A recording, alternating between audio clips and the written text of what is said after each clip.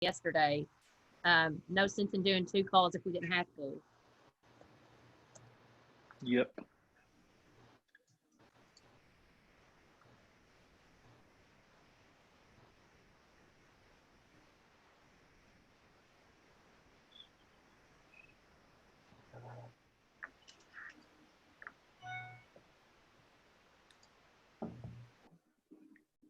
All right, what time do we have?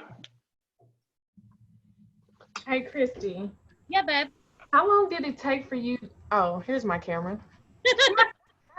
How long did it take you to hear back from them about like the disaster relief funds? They have exactly 30 business days. Wow, okay. Yeah.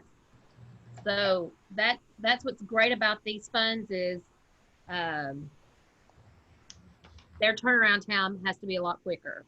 Was that from the flooding, Christy? Is that what that was from? Yeah. So, Christy, this is Carla. Can you hear me? Yeah. Oh, okay. Good morning, everybody else too. So I was told that we couldn't apply because Kentucky wasn't declared a disaster. So that's not the case. No, I called our local FEMA department. Oh. Yeah. So no, we were. Yeah. Okay, that makes sense. Oh, I see the chat. Sorry, people. I didn't open the chat window. Hey, Tracy. Hi, Chris.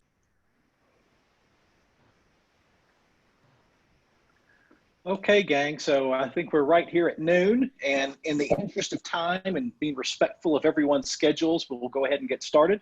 I appreciate everybody coming online. I know that we continue to experiment with a variety of different tools, Zoom being one of them.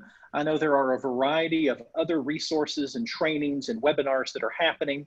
I think as we continue to update our webpage, we will continue to include those on there.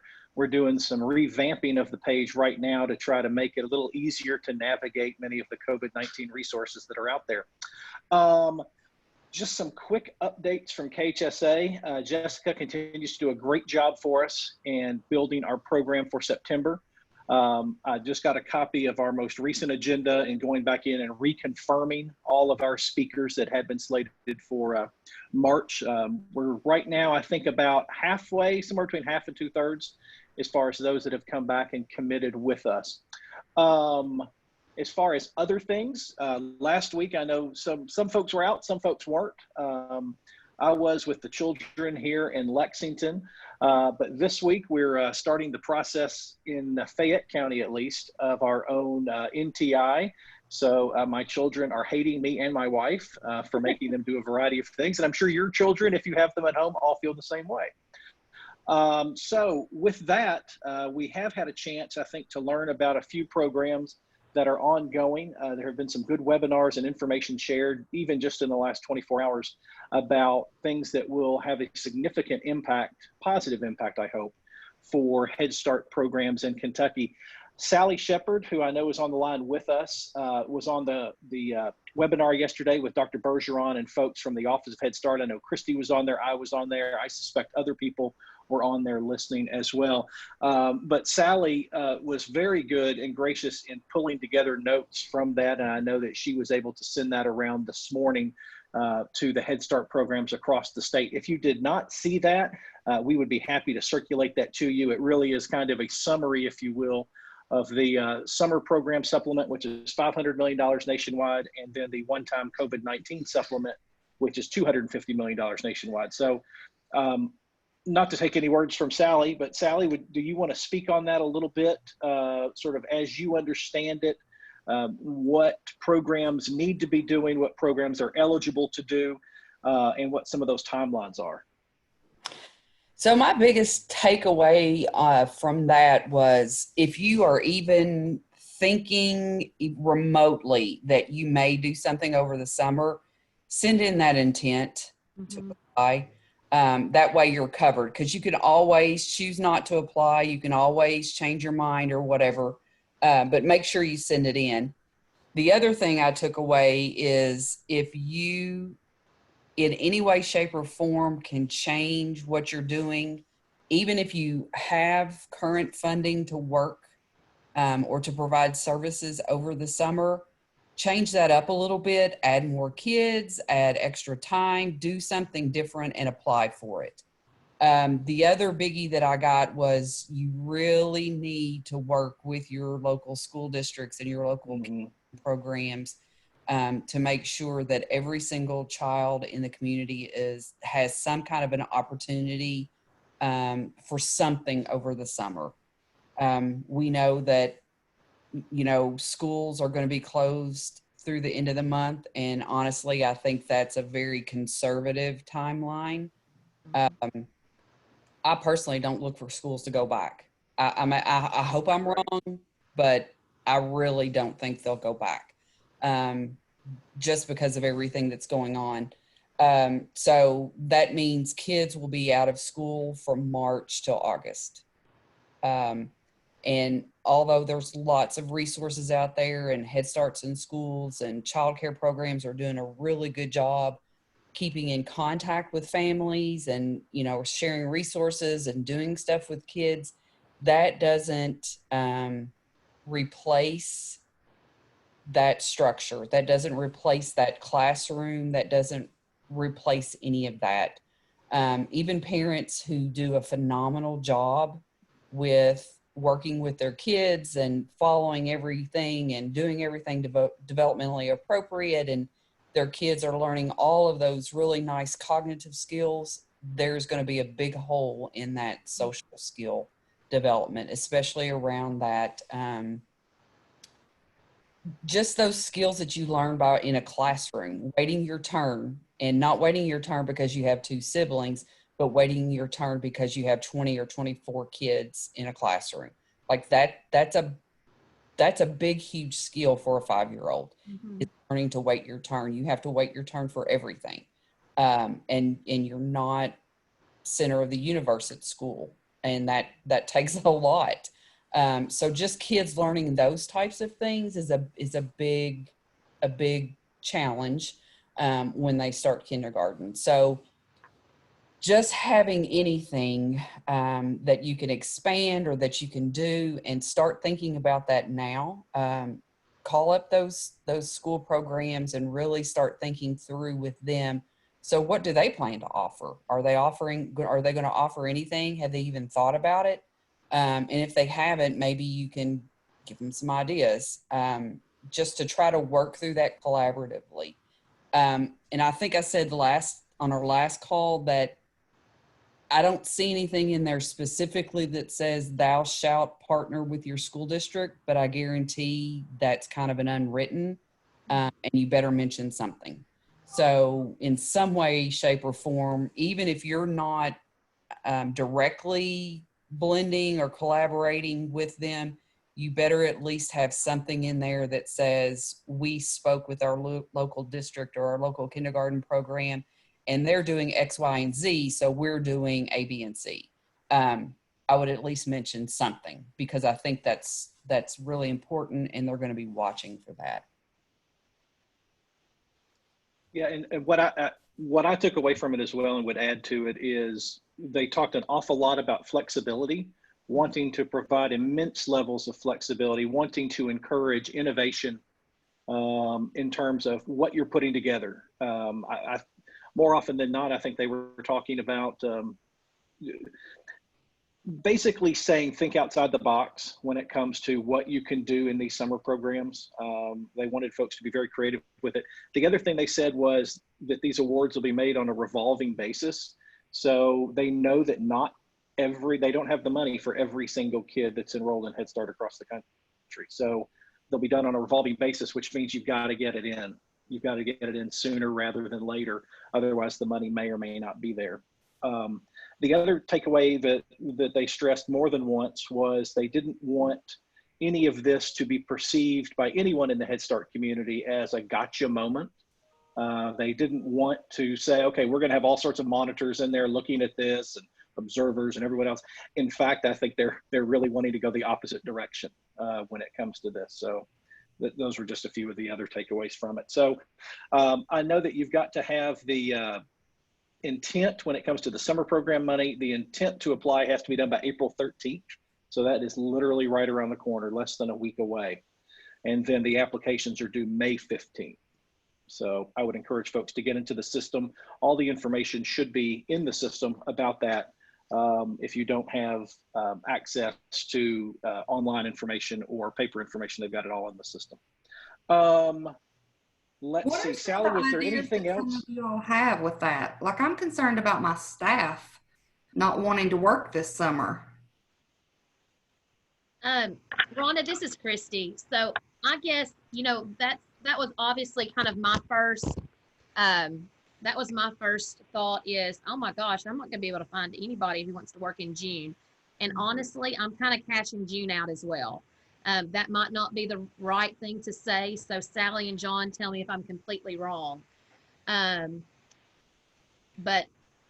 just kind of reading the tea leaves that are out there for whatever that's worth. I'm looking at July. We typically already come back, the school district itself already comes back in July and does like a 2-week jumpstart kindergarten. So I just emailed the district and I said, hey, listen, I've got this money that I can apply for. The sky's the limit. There's no, let's just apply for everything that we want in a summer jumpstart program. Now we've got the money to do that. So what I'm looking at doing is running a 2 to 3 week summer school. It may be here at our building, but I'm hoping that we can use the kindergarten classrooms in that partnership, because then that'll be the transition piece. And the kindergarten teachers that would want to help us with that, the district would pay for theirs, but then I would use all of my staff, so we'd have plenty to support children with special needs. But your staff would already typically be back at that time? Nope, not at all. I'm just going to have to see who's willing to work, who wants to work, and rock and roll. Now, John and Sally, I had to get off the call early. Did they specify that a lead teacher had to be the teacher of the classroom? Or would, in a case like this, I know they did say that they want it run like a typical day. They did not say that it had to be 3.5 hours or a 6-hour day. So it can kind of be whatever you feel is going to benefit. You get to choose the timing on that. But did they ever say that the staffing had to be from a certified teacher, Sally or John? I didn't hear that specifically. I'm assuming they just kept highlighting flexibility. Yeah. And they also talked about people did have the similar concerns that Head Start staff typically didn't work during the summer and would not want to.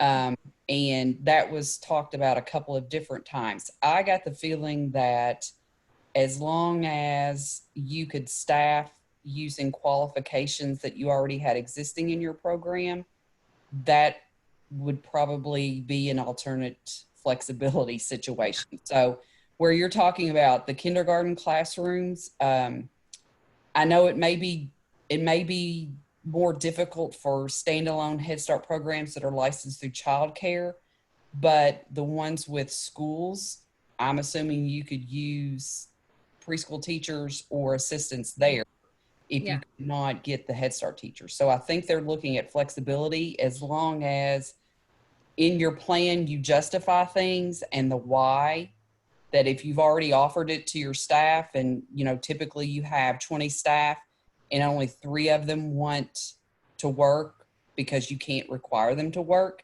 then what did you do to make sure that the kids still receive quality services? Are there other alternatives that you could use or that you could do? So I also thought, around that. Go ahead. I'm sorry. I also thought, since they were really honing in on the flexibility, that, hey, I want to pay my teachers more. So possibly applying for those teachers in order to get teachers who are normally out in the summer, paying them extra. Yeah, I got that too. That Yeah. you could slip a little incentive in there too. Hey, this is Chris from Middle Kentucky. Go ahead. Okay, we we had a Zoom meeting this morning with our director Tammy, and we're already planning to do this. And it was her understanding that they were mostly wanting us to work with the 4-year-olds and the children with IEPs. So for us, that would be like 131 that we would offer to. And of course, we know not all 131 would be eligible. So we're looking at probably a classroom in each of the counties we serve. So, and we've already talked to our staff, and we have enough already to staff that. So maybe if you're not thinking that you're going to serve like your total amount, it'll be easier to staff the program. Yeah, that's a great point, Chris. Thank you for sharing that. Y'all, again, think outside the box. I can't stress that enough. Think outside the box on ways to make all that work, because all they're going to do is tell you yes or no and go back to the drawing table. The money's there. So I told John earlier, my favorite quote was what Dr. B started with, and Richard Branson said, if somebody offers you an amazing opportunity but you're not sure you can do it, say yes and then figure it out later. So again, the sky's the limit. They've got direction. They've given us a little, but they want us to be innovative here.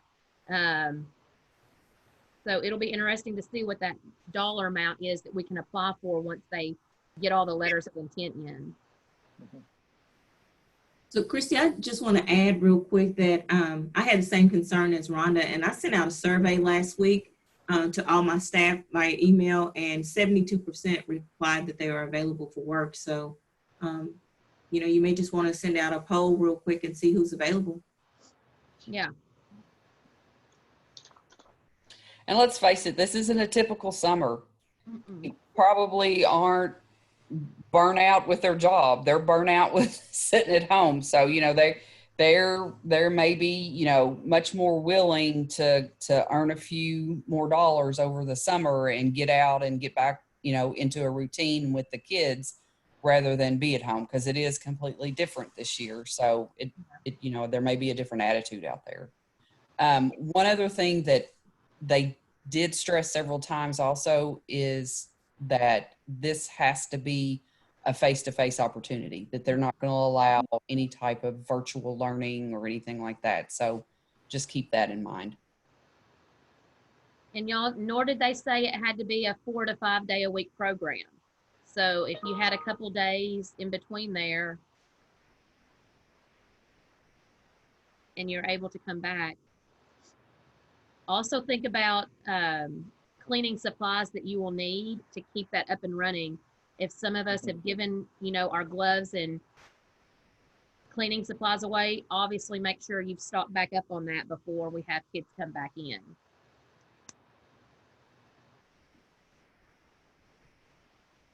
Okay, I will send out, I know Jessica has sent it to Vaughn and a couple of others, but I'll send a follow-up from this Zoom meeting later on, and I'll include the piece that Sally shared this morning, and I'll also include a copy of the slides that Dr. Bergeron used yesterday, which were available for download, which may have some additional information or provide some context to it. The other thing is anybody looking at the Paycheck Protection Program for either your systems, your offices? Sally, are Head Start and Early Head Start or Child Care Centers eligible for that? It was my understanding that they were. I'm sorry. Oh, there you are. I didn't hear that. I was looking at a chat. I'm sorry. Oh, no. The Paycheck Protection Program, and as far as the eligibility of Head Start and Early Head Start programs and other childcare, it was my understanding that they would be eligible for that if they could demonstrate that they had some form of a disruption. Yes, that was my understanding. Yes. Yeah. So are folks aware of that program, sort of how that's going to be working? Basically, it's authorized through the SBA. The SBA is then working through your local banks. And what you would end up doing is you would end up applying for a loan from your bank. What they're intending to do is that will cover payroll and payroll related expenses such as benefits. It'll also cover utilities. It'll cover rent. It'll cover some business operation funds. Basically, it's for roughly 2.5 months of payroll and benefits that businesses, nonprofits, other groups would be eligible for, up to a limit of $10 million. So I think, pretty much when we look across a lot of the programs, I certainly know from a KHSA perspective, we're already looking into it. I think you do have to demonstrate that you had some sort of a disruption to your business operations as a result of COVID-19, but I don't think that would be difficult for anybody on this call to do. But what they do is you get the loan up to $10 million. It is a 1% loan. You don't have to make any payments on it for 6 months. But if you have during that period used at least 75% of the money that you received for payroll benefits, the entire loan is forgiven and you do not have to pay it back. So it's facilitated through SBA. You do have to, again, do it with your own bank, but there's an awful lot of information out there. I'll be happy to share it with everybody if you haven't seen it yet. But I know there was a little bit of talk yesterday on that call with Dr. Bergeron about paycheck protection. And so there was an encouragement that systems and folks go out there and look at it. So I can share some additional information with people on that. From what I take away, it is basically being treated the same as the others. It's awarded on a revolving basis. They've got an awful lot of money to use and they want to use it. So the fact that it's such a low interest rate and the fact that if you use it for what they're intending you to use it for, they ultimately forgive it and you don't have to pay it back at all. So a good resource that's out there for folks. So I'll share some information on that as well. I think those were the major issues that we wanted to share as far as new developments. Sally, is there anything else from your perspective that's sort of new this week that folks need to know about? Christy, same from you. I don't think so. I think that was the big news everybody was waiting on, is how do we access this money and start thinking through logistically what we can do as a program. Just continue to share resources. I know a lot of parents really appreciate that. We have,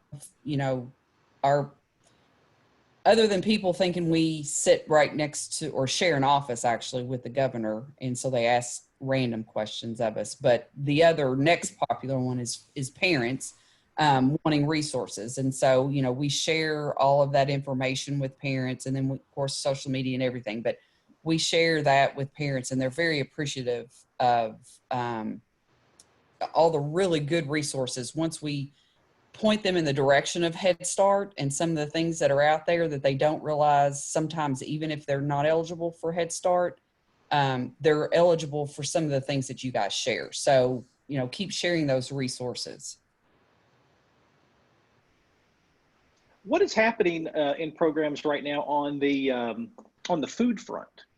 As far as I know, a lot of school districts are they have locations, they have schools. I know that Fayette County had been doing it at bus stops as well as schools. They're now doing it just at schools.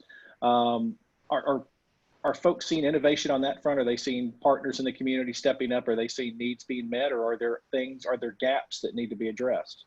I just sort of throw that out there. I think ours is going very well. We've got, I think 26 stops right now.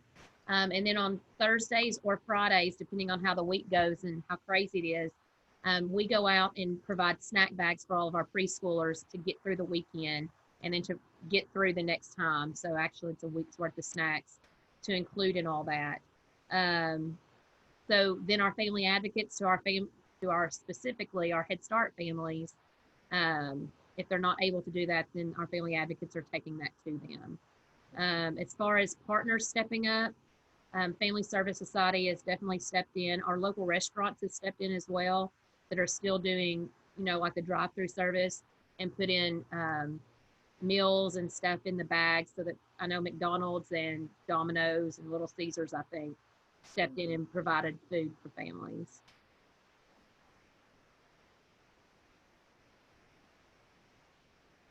So I think the similar question to what we asked last week, what are some of the challenges that people are experiencing right now that they think perhaps their colleagues may have some answers for?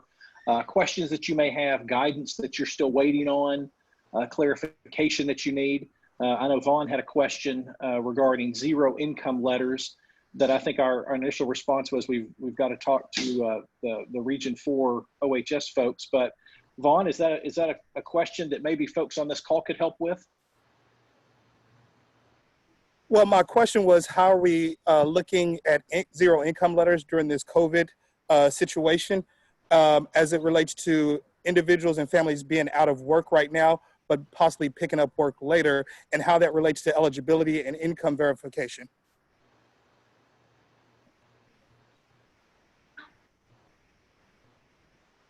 Anybody have any thoughts on that? I know Sally and I talked about it a little bit, but we basically didn't have an answer to it and had to refer Vaughn to the program manager. But Sally, I don't know if there's anything else on that or not. And funny enough, when I spoke to my program specialist, she thought it was a very interesting question and didn't have an answer for it either.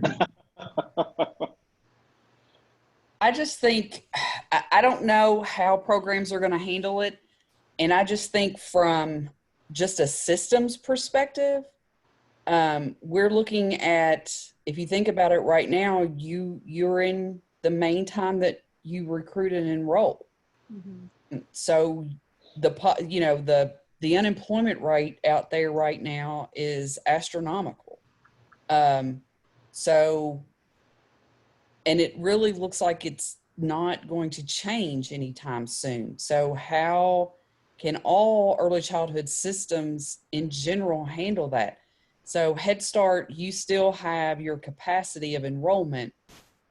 And so you may have to change your priority list. So if you do the points or however you make that determination, you may have to change that some because there's so many more children going to be eligible for your programs.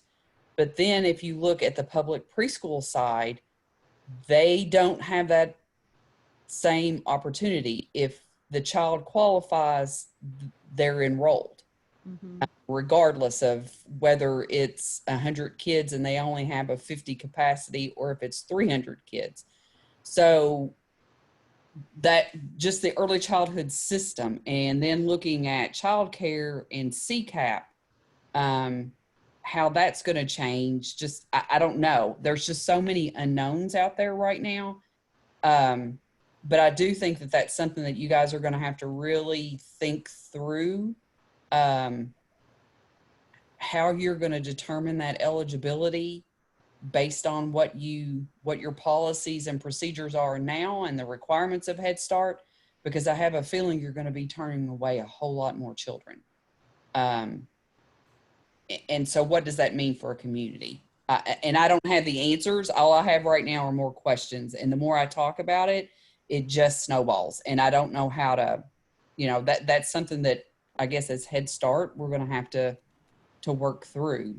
And also working through with those community partners, because that's, like I said, if Head Start turns them away because they're at capacity, then where are they going to go?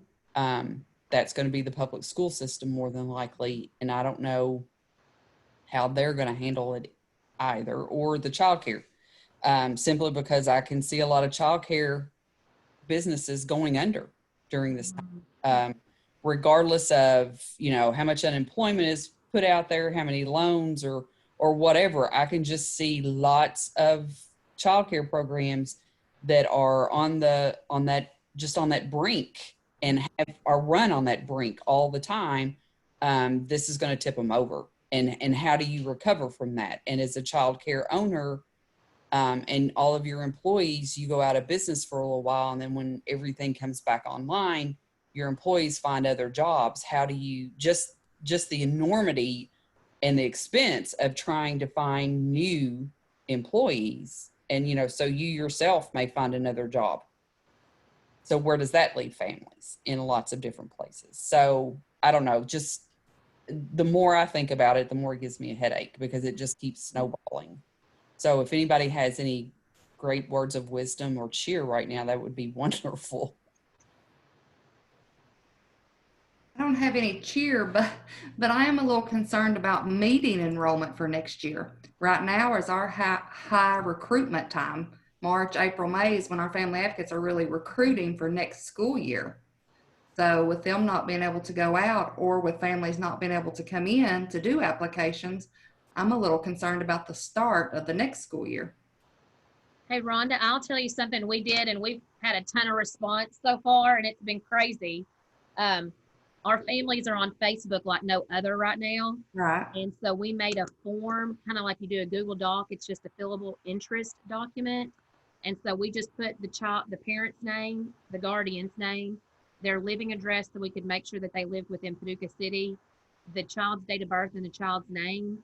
And then our family advocates have been calling, because, you can do the application over the phone. It's not best, that's not what we want. But, we've had a ton of responses because parents are playing on their phones. So everybody's sharing out the little Google form to complete. So it's a quick way for us to get people's interest on, who wants to come to Head Start, who wants to come to preschool. Okay. So Can you share that form? Yes, actually, hey, Jessica, if you go to my Facebook page, you can see it. Okay. But yeah, I'll figure out how to share that. I'll give it to John. Just don't fill it out, or I'll be calling you to enroll your child.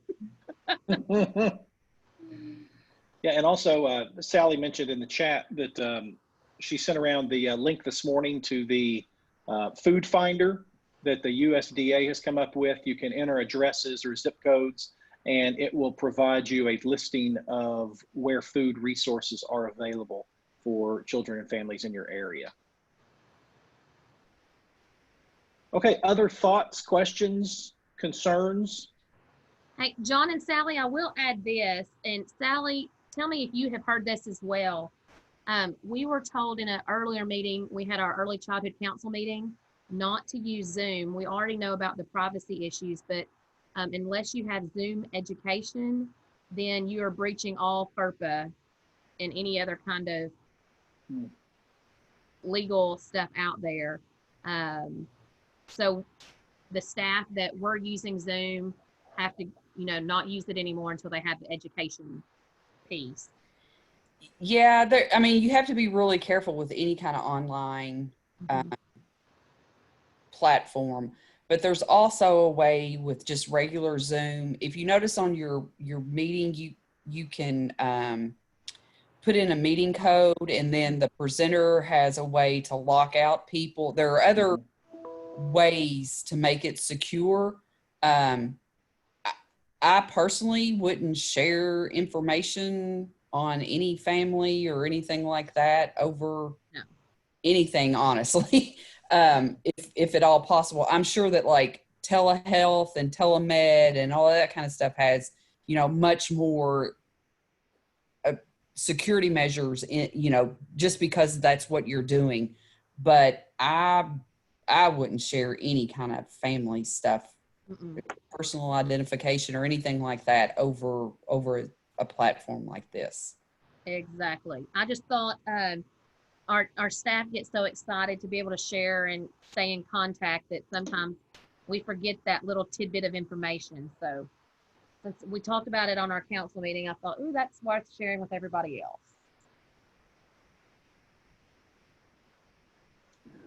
I know that there had been, we had promoted a class observer pre-K training that was supposed to take place on April 1st and 2nd. That fell through, but I've talked to Teachstone, and they now have new dates for it, which is May 19th and 20th. So I'm going to send out that information. This is a pre-K observation training, May 19th and 20th. They do have other age levels available as well. It looks like the price for pre-K is $775 a person. And I will send out that information along with the follow-up from this particular call. They have an infant and toddler. The price of that one is going to be $1,550 per person. The way they're running these is that once you get your folks signed up, they will actually ship all of the materials to whatever address you give them.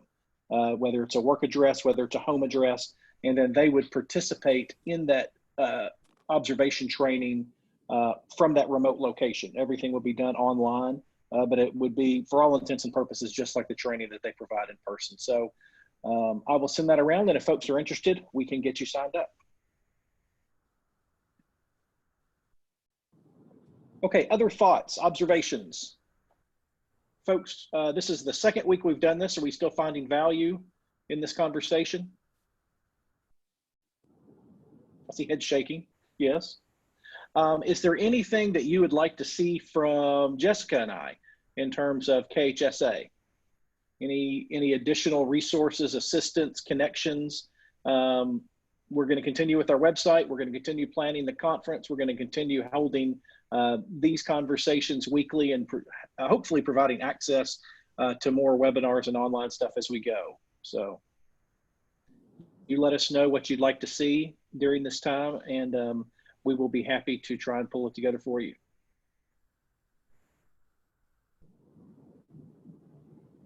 Okay, I see a lot of head shaking. I see several smiles. So unless there's anything else from anybody, Sally, Christy, anybody else? Otherwise, I will send out. Oh, go ahead, One Sally. thing I was going to say, John, we've been fighting our webpage, or actually our whole, that's a long story. But anyway, we have added a new resource page to our website, the GOEC website. It's under the communities tab. And so anything that we have sent out or that I have sent out to you through email is on that page. So if you don't want to dig back through your emails, just go to the GOEC website to communities, and that page is under that link. Awesome. It's just a little blurb with the information, and then it'll have a direct link to whatever that resource is. We were asked to do that because emails are flying. So that just helps everybody go to one place. Yep. Awesome. All right. So we'll send out a follow-up from this with details of the things that we discussed, as well as some additional resources. Christy, I'll jump on your page and get a copy of that social media piece, but otherwise, we will make this recording available. So I'll put a link on our webpage to it. So those programs that weren't able to join us today would be able to review it. And if everybody's good with it, we will schedule one for next Monday at 12 o'clock Eastern, 11 o'clock Central, and we can get back together and continue sharing then. All right. Thanks everybody for jumping on the call, and let us know if you need anything. Thanks. Talk to everybody soon. Be safe. Thank you.